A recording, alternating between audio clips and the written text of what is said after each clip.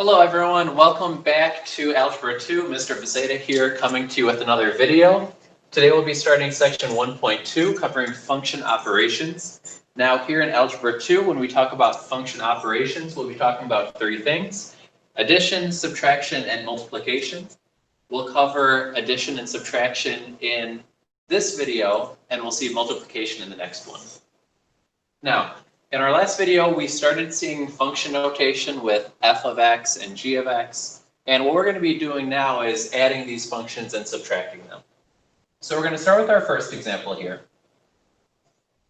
We're given f of x equals 3x minus 2, g of x equals 5x plus 1, and number 1 wants us to add those two together. Now, when I'm adding functions together, I don't need anything special. I like to just take what those functions are equal to. In this case, f of x is 3x minus 2, and g of x is 5x plus 11, and I bring them both down and separate them with an addition sign.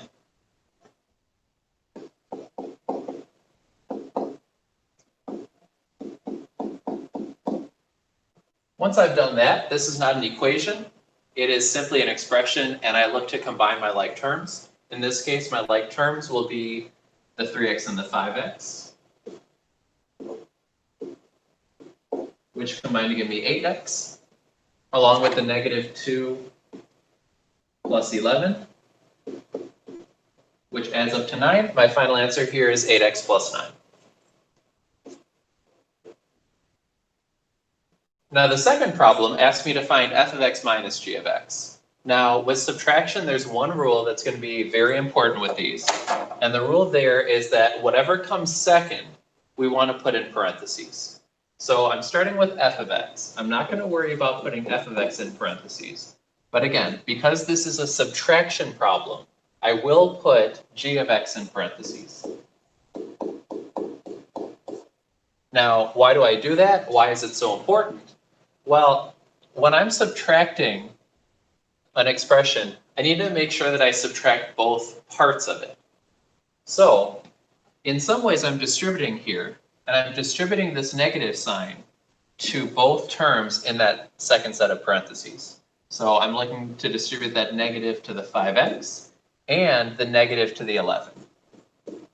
Note that when I bring this down, the parentheses are gone because I've already distributed that negative in. Once you've gotten to this stage, it's simply a matter, once again, of combining our like terms. I look for my like terms here with the x's, the 3x, and be careful with your signs, minus 5x. 3 minus 5 is negative 2. So I'm looking at negative 2x. And if I look at my constants, the negative 2 minus 11 gives me negative 13, which is my final answer. Note again, I am not trying to get what x equals. This is not an equation. I just need some expression with variable terms and constants. Again, both of these are pretty similar. The main difference is that with the subtraction, we have that negative that will need to get distributed. In our second set of questions here, I've got f of x as x squared minus 3x, g of x as x minus 12. Not too different looking on the functions, although one does have an exponent.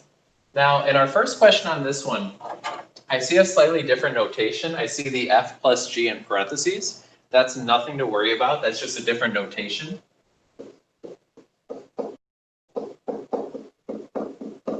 And it still means f of x plus g of x. So, like we said on the first problem, with addition, you don't need anything special. You don't need any parentheses. So I'll just bring both of those down.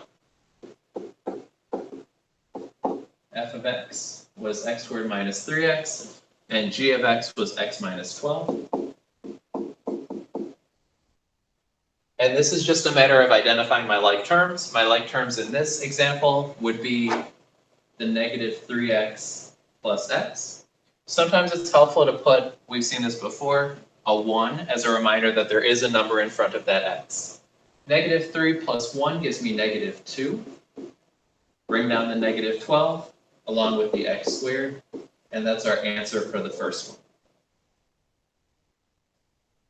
One thing to note there is that we did not combine the x squared with those other x terms because in order to be like terms, the variables must have the same exponent. And in this case, the x squared did not have the same variable as the negative 3x and the 1x. Now, over to my subtraction problem.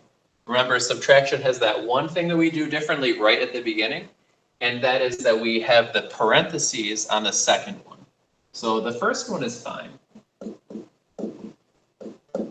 F of x is just x squared minus 3x, but I need to make sure that after that subtraction, I put the second function in parentheses. And remember, the reason is to make sure that I distribute that negative sign.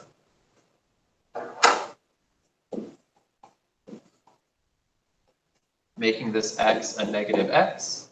And interestingly here, we distribute the negative to a negative 12, and it turns the 12 back positive. From here, once again, it's a matter of combining like terms, the negative 3x.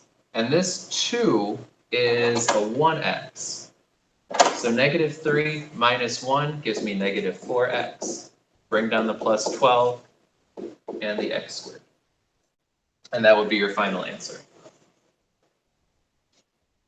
Again, not a huge deal different from the addition one, but a big difference right at the beginning.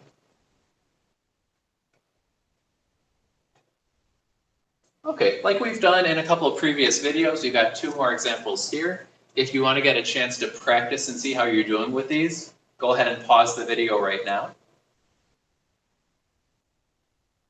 and work through these problems.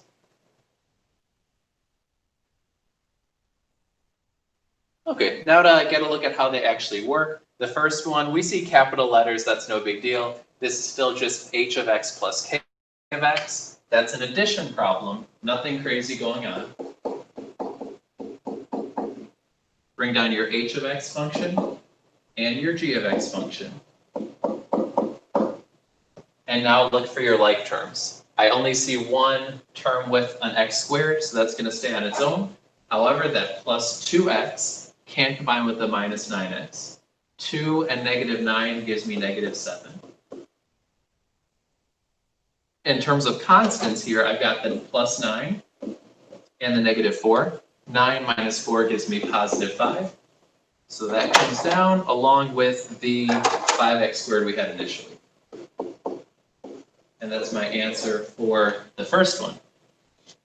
Now the second one actually has 2 strange things going for it. It's got subtraction, and be careful, this one actually switched the order as well. So make sure that we start with k of x.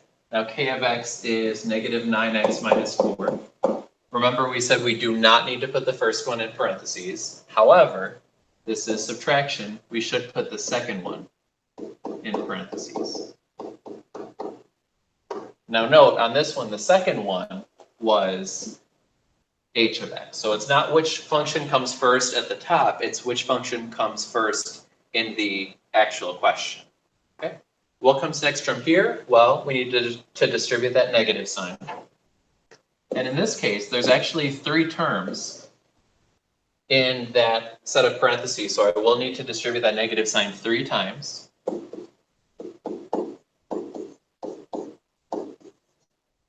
Then bring down the first one.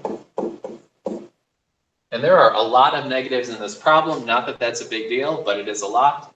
We will combine our like terms. Again, I only have the 1x squared term. That is my negative 5x squared. And I didn't mention this earlier, but we always like to have the highest exponent at the front. That's called writing something in standard form. You've, I'm sure, seen that before. So negative 5x squared to start.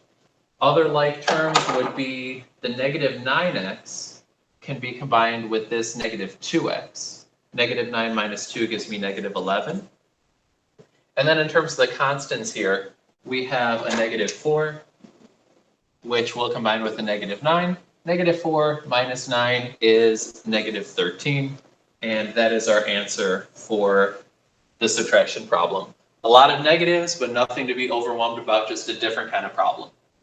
Okay, that is adding, subtracting functions. In our second video, we will take a look at multiplying functions together as well. Thanks for watching.